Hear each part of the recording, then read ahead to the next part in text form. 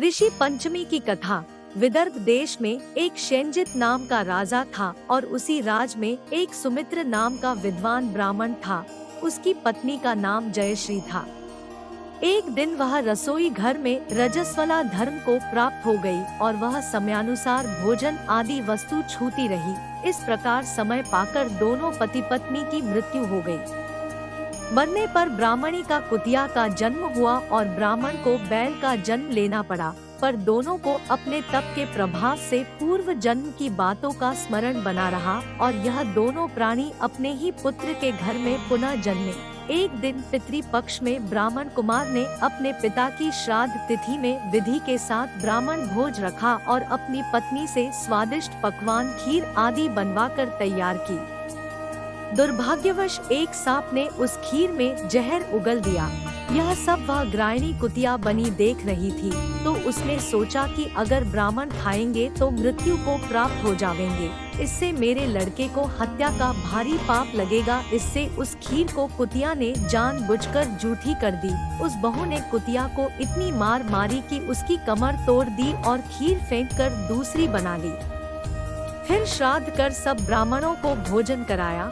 रात को कुतिया ने जाकर अपने पूर्व पति बैल से दिन में होने वाली सारी घटना बताई, तो बैल बोला, प्रिय, तुम्हारे पाप के संसर्ग से आज मुझे बैल होना पड़ा और आज मेरे लड़के ने दिन भर मेरा मुंह बांधकर जोता है और अभी तक एक मुट्ठी घास भी नहीं डाली।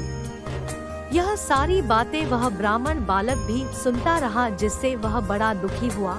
माता पिता को भोजन देकर वह दुखित मन से वन को चला गया। वन में जाकर ऋषियों को दंडवत करके पूछा, महाराज, मेरे माता पिता कुतिया व बैल की योनि में हैं।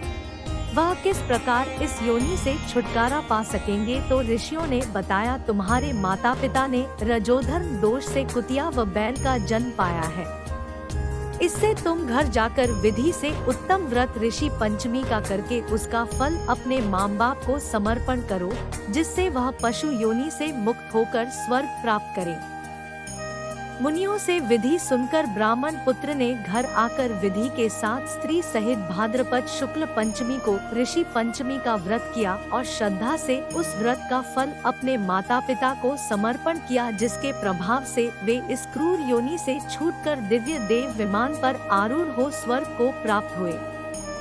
हे राजन, जो स्त्री इस व्रत को विधि के साथ करती है तथा श्रद्धा से सप्तऋषियों का पूजन करती है, वह नारी भयंकर दोष से छूटकर शीघ्र ही धन, पुत्र, पौत्र आदि सुख सौभाग्य रूप को पाती है। इस व्रत को करना नारियों का मुख्य कर्तव्य है।